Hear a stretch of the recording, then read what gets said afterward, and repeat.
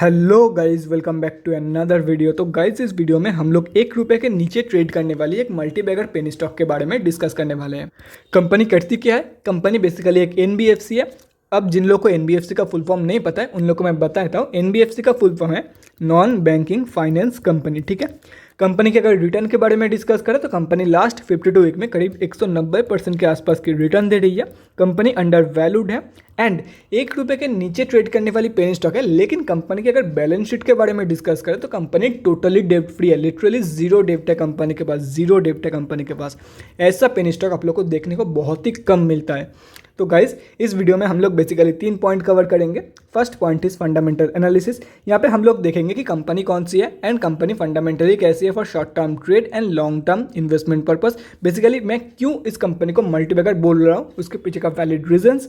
Second point is volume analysis. Volume को analyse करके हम लोग फ्यूचर ट्रेंड के बारे में अंदाज़ा लगाने की कोशिश करेंगे। And the third point is technical analysis.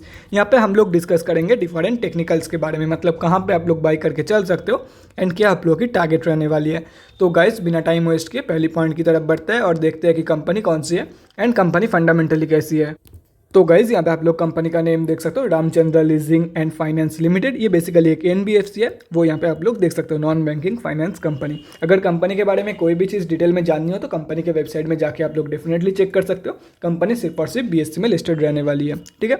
दो गाइस, पहले मैं आप लोगों को सभी नंबर्स दिखा देता हूँ कि कंपनी की मार्केट कैप कैसी है, कंपनी की सेल्स कितनी है। उसके बाद मैं वो सभी वैलिड पॉइंट्स आप लोगों को दिखाऊंगा कि क्यों मैं इस कंपनी को मल्टीबैगर बोल रहा हूँ। तो हर एक नंबर्स को ध्यान से देखना। तो गाइस, पहले मार्केट कैप के बारे में डिस्कस कर लेते हैं। मार्केट कैप है अराउंड 3.27 करोड़ के आसपास की। स्टॉक की पी यहाँ पे मेंशन्ड नहीं है। ROC 0.18%, रिटर्न ऑन इक्विटी भी 0.18% है। लास्ट 6 मंथ्स की रिटर्न अराउंड 16.4% है। लास्ट 3 साल की सेल्स ग्रोथ 19.5% के आसपास निकल के आ रही है। बुक वैल्यू से काफ़ी सस्ते में आप लोग को मिल रही है। और अगर 52 वीक्स की अप्रॉक्सीमेट रिटर्न कैलकुलेट किया जाए तो वो करीब 191.66% के आसपास निकल के आ रही है। डिविडेंड कंपनी देती नहीं है एंड फेस वैल्यू 1 की है। प्रोज एंड कॉन्स के बारे में डिस्कस करें तो प्रोज में 2 ही पॉइंट है कि कंपनी ऑलमोस्ट डेट फ्री है एंड बुक वैल्यू से काफ़ी सस्ते में आप लोगों को मिल रही है। लेकिन गाइस, कंपनी ऑलमोस्ट नहीं, कंपनी टोटली डेट फ्री है। मैं आप लोगों को बैलेंस शीट चेक करा दूंगा। कॉन्स में डिस्कस करें तो कंपनी प्रॉफिटेबल है लेकिन डिविडेंड पे नहीं करती है। प्रोमोटर्स की होल्डिंग 11.5% के आसपास है, जो कि काफ़ी कम है। एंड 3 साल की जो रिटर्न ऑन इक्विटी है वो भी काफ़ी कम है, अगेन 0.55% है। उसके बाद अगर क्वार्टरली रिजल्ट के बारे में डिस्कस करें तो गाइस, यहाँ पे आप लोग देख सकते हो कंपनी, देखो यहाँ पे अगर देखा जाए तो आप लोग एक चीज़ नोटिस करोगे कि लास्ट 4 क्वार्टर से, सॉरी मंथ नहीं, लास्ट 4 क्वार्टर से कंपनी जो है वो जीरो ऑपरेटिंग प्रॉफिट दे रही है और end of quarter company zero ही प्रॉफिट दे रही है। जैसे कि आप लोग देख सकते हो, ये आज से नहीं है, काफ़ी दिनों से। करंट टीटीएम में भी कंपनी जीरो ही शो कर रही है, देख सकते हो यहाँ पे करंट टीटीएम में कंपनी जीरो ही शो कर रही है। लेकिन यहाँ पे जो चीज़ नोटिस करने वाली है वो है कंपनी की सेल्स। यहाँ पे देख सकते हो 51 लैक्स की ऑलरेडी सेल दिखा चुकी है। तो बाय द एंड ऑफ 2022 की फाइनेंशियल ईयर आप लोग आराम से 75 लाख के आसपास की सेल्स एक्सपेक्ट कर सकते हो फ्रॉम दिस कंपनी। उसके बाद बैलेंस शीट के बारे में डिस्कस करें तो गाइज, यहाँ पे आप लोग देख सकते हो टोटली डेब्ट फ्री कंपनी है ये। एंड अगर कैश फ्लोज के रिगार्डिंग डिस्कस करें तो कंपनी के पास 4 लाख की पॉजिटिव कैश फ्लो थी। उसके बाद शेयर होल्डिंग पैटर्न, तो गाइज यहाँ पे देख सकते हो प्रोमोटर्स की होल्डिंग अराउंड 11.5% है। और अगर 3 साल की कंपेरिजन में देखा जाए तो इंटायरली जो शेयर होल्डिंग पैटर्न है वो अप्रॉक्सीमेटली कांस्टेंट है। प्रोमोटर्स में चेक कर लो गाइस कौन कौन है। यहाँ पे देख सकते हो प्रोमोटर्स में कौन कौन है। DIS में 0.01% पैसा किसका लगा हुआ है वो यहाँ पर मेंशन नहीं है। और रही बात पब्लिक की, तो पब्लिक में कई सारे बड़े रिटेलर है, बहुत ही लंबी लिस्ट है बड़े रिटेलर की। तो गाइज, यहाँ पे आप लोग देख सकते हो बहुत ही लंबी लिस्ट है बड़े रिटेलर्स की। अगर ये सब कुछ कैलकुलेट करते हो तो हम अब जैसे छोटे मोटे रिटेलर की जो होल्डिंग है वो अराउंड 60.7% के आसपास निकल के आ रही है। तो अभी गाइज कंक्लूजन पे आते हैं कि पहले डिस्कस कर लेता हूँ मैं शॉर्ट टर्म में क्या व्यूज़ है मेरे इस कंपनी के रिगार्डिंग। ठीक है, उसके बाद लॉन्ग टर्म के व्यूज़ जानते हैं। तो देखो गाइज, शॉर्ट टर्म के लिए मैं बिल्कुल भी रिकमेंड नहीं करने वाला हूँ। ठीक है, शॉर्ट टर्म के लिए मैं बिल्कुल भी, सीरियसली बोल रहा हूँ, बिल्कुल भी रिकमेंड नहीं करने वाला हूँ। और उसके पीछे का जो रीज़न है 16.4% की रिटर्न सिर्फ 6 मंथ्स के लिए, बहुत ही ज़्यादा रिस्क हो जाएगा इस कंपनी में। ठीक है, बिलो ₹1 ट्रेड करने वाली कंपनी है, तो उतना ज़्यादा रिस्क लेके सिर्फ और सिर्फ 16.4% रिटर्न के लिए नॉट फेयर इनफ। इससे ज़्यादा रिटर्न तो कोई भी ब्लू चिप कंपनी आप लोगों को दे देगी 6 मंथ्स में। ठीक है, इसलिए शॉर्ट टर्म के लिए मेरा जो व्यूज़ है वो जीरो है कंपनी के रिगार्डिंग। तो शॉर्ट टर्म के लिए मत जाना, अगर जाना है तो लॉन्ग टर्म के लिए जो मल्टीबैगर कंपनी बन सकती है ये कंपनी। और वो मैं क्यों बोल रहा हूँ, फर्स्ट रीज़न, कंपनी की जो लास्ट 3 साल की सेल्स ग्रोथ है वो 19.5% है। लेकिन बहुत लोग मुझसे बोल सकते हैं कि भाई कंपनी जो है वो ज़ीरो ऑपरेटिंग प्रॉफिट दे रही है, सॉरी ऑपरेटिंग प्रॉफिट नहीं, नेट प्रॉफिट दे रही है ज़ीरो। तो हाँ, ये वैलिड पॉइंट है कि कंपनी बेसिकली ज़ीरो ही तो प्रॉफिट दे रही है। लेकिन गाइज नहीं, 100% परफेक्ट कंपनी नहीं मिलेगी। क्या क्या चाहिए आप लोग को, एक बिलो 1 रुपीज़ की शेयर जब आप लोग इमेजिन करते हो तो कैसे इमेजिन कर रहे हो, कंपनी टोटली कर्जे में डूबी हुई है, company end to end loss दे रही है। और अगर ऐसा सिनेरियो ना हो, मैक्सिमम केसेस में ऐसा सिनेरियो होता है, अगर ऐसा केसेस ना हो तो वही कंपनियां मल्टीबैगर बन जाती है फ्यूचर में जाके। तो सेम यहाँ पे है, लास्ट 3 साल की जो सेल्स ग्रोथ यहाँ पे देखोगे ना 19.5%, और एक साल में भी काफ़ी सही रिटर्न दे रही है। पैसे में अगर आप लोगों को दिख रहा है कि अभी भी 1 रुपये के नीचे ही ट्रेड कर रही है, लेकिन अगर रिटर्न वाइज देखा जाए तो 191% के आसपास की रिटर्न दे रही है।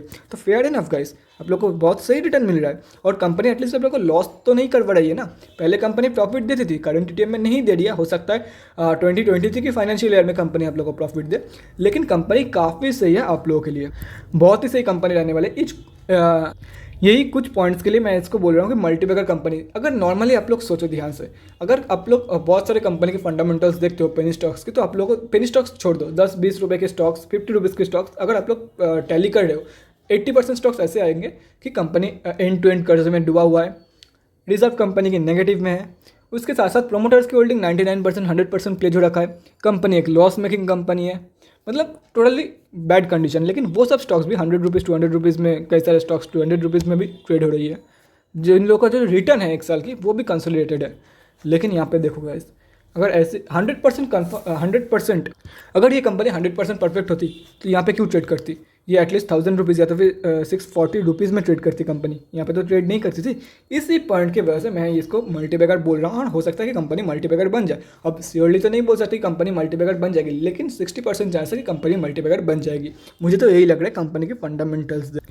अभी मेन बात कर रहे हैं कि करना क्या है, कैलकुलेटेड रिस्क लेना है। तो देखो कैसे, अगर आप लोग 100 रुपये अभी लगा रहे हो तो एटलीस्ट 150 शेयर्स आप लोग को मिल जाएंगे। जितना आप लोग ज़्यादा रिस्क लोगे उतना ही बाद में अगर रिवॉर्ड मिलती है तो उतना ही ज़्यादा मिलेगा। अगर आप लोग 100 रुपीज़ की रिस्क लेते हो और एक्सपेक्ट करते हो कि मुझे 1 लाख रुपये यहाँ से प्रॉफिट होगा, तो ऐसा तो नहीं हो सकता है। 100 रुपीज़ लगा के मैक्सिमम 10,000 की प्रॉफिट हो सकता है। वहीं पर अगर आप लोग 1000 रुपीज़ की रिस्क लेते हो तो हाँ 1 लाख की प्रॉफिट एक्सपेक्ट कर सकते हो फ्रॉम दिस कंपनी। लेकिन 100 रुपये लगा के 1 लाख हो जाएगा, वो आइडिया दिमाग से निकाल दो। और अगर होल्ड कर रहे हो तो एटलीस्ट 3 to 5 ईयर्स के लिए इसको आप लोग होल्ड करोगे। अगर यही व्यूज़ है तो ही आप लोग इस स्टॉक में पैसा लगाओ, अदरवाइज और जितना आप लोग खोने के लिए रेडी हो रिस्क मैनेजमेंट कर लो। अगर इस महीने में आप लोगों को 5000 रुपीज़ का प्रॉफिट हुआ है तो उसमें से एक पार्ट इसमें लगा दो, 1000 रुपया लगा दो, 2000 रुपया लगा दो, या तो फिर ये भी कर सकते हो हर महीने अभी से 2 to 3 मंथ्स के लिए हर महीने जितना प्रॉफिट होता है उसका एक परसेंटेज इसमें इन्वेस्ट करते जाओ। ये भी कर सकते हो आप लोग, जेब से कुछ देने के लिए नहीं बोल रहा हूँ, जितना प्रॉफिट हो रहा है उसका एक परसेंटेज लगा दो 2 to 3 मंथ्स के लिए।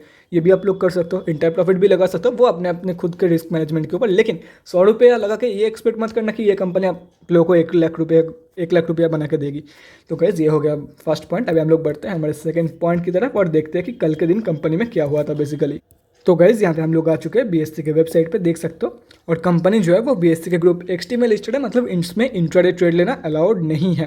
जितना भी क्वांटिटी है, मतलब जितना भी क्वांटिटी है वो 100% डिलीवरी परसेंटेज में ही निकल के आएगी, क्योंकि इंट्राडे ट्रेड बैन है इसमें। यहाँ पे देख सकते हो 3000 क्वांटिटी ट्रेड हुआ है और वो भी 3000 ही डिलीवरी क्वांटिटी निकल के आ रही है, क्योंकि इंट्राडे इसमें बैन है। अभी देखना ये है कि ये जो कंपनी की वॉल्यूम है ये क्या कंपनी की एवरेज वॉल्यूम है 3000 के आसपास की है, एवरेज से ज़्यादा वॉल्यूम है ये, या एवरेज से कम, क्योंकि नंबर देख के कुछ भी जज नहीं कर सकते। और ये हम लोग को पता लगाने के लिए हम लोग को जाना पड़ेगा बीएससी के डेली चार्ट पे। तो गाइस बीएससी के डेली चार्ट की तरफ बढ़ते हैं और वहाँ पे ये भी देखेंगे कि ये कंपनी बेसिकली स्विंग ट्रेडिंग के लिए कैसी है। ये तो मैंने बता दिया शॉर्ट टर्म के लिए कैसी है, लॉन्ग टर्म के लिए। स्विंग ट्रेडिंग के लिए क्या करना है, जो लोग स्विंग ट्रेडर्स हैं उन लोगों के लिए ये कंपनी कैसे फ़ायदेमंद हो सकती है उसके बारे में हम लोग वहाँ पर डिस्कस करेंगे। तो चलते हैं गाइस बीएससी के डेली चार्ट की तरफ। तो गाइज यहाँ पे हम लोग आ चुके हैं बीएससी के डेली चार्ट पे।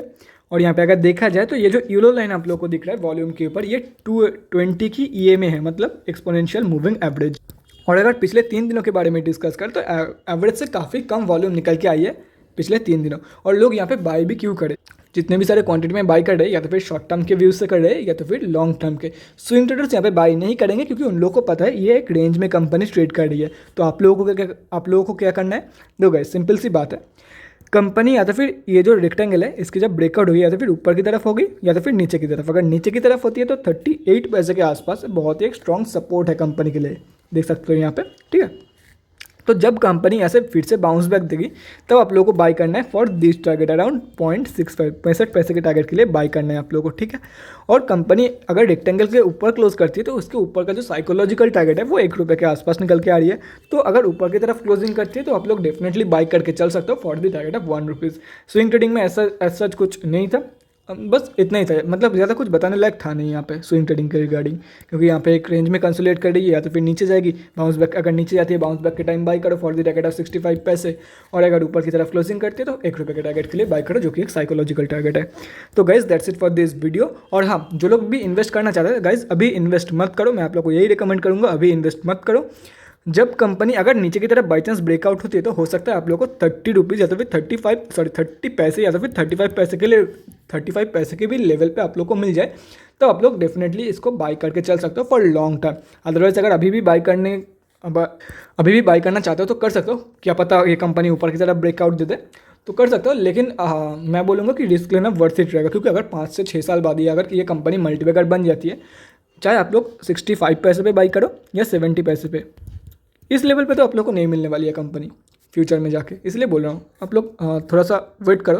वो अगर नीचे की तरफ ब्रेकआउट होती है ना तो बहुत ही सही लेवल पे आप लोग को मिल जाएगा, ऑलमोस्ट डबल क्वांटिटी, जितना आप लोग क्वांटिटी उठा सकते थे उससे डबल क्वांटिटी आप लोग उठा सकते हो अभी अगर नीचे की तरफ ब्रेकआउट होती है तो guys that's it for this video. अगले वीडियो में मिलते हैं गाइज, थैंक्स फॉर वॉचिंग। और गाइज अगर आप लोग के मन में कोई भी डाउट या क्वेरी रहती है स्टॉक मार्केट या किसी भी स्टॉक से रिलेटेड तो कमेंट सेक्शन में कमेंट करके मुझसे पूछ सकते हो, या तो फिर मेरे इंस्टाग्राम का लिंक आप लोगों को डिस्क्रिप्शन बॉक्स में मिल जाएगा, जाके वहाँ पर ही मुझे डीएम कर सकते हो फॉर एन 1-on-1 कन्वर्सेशन।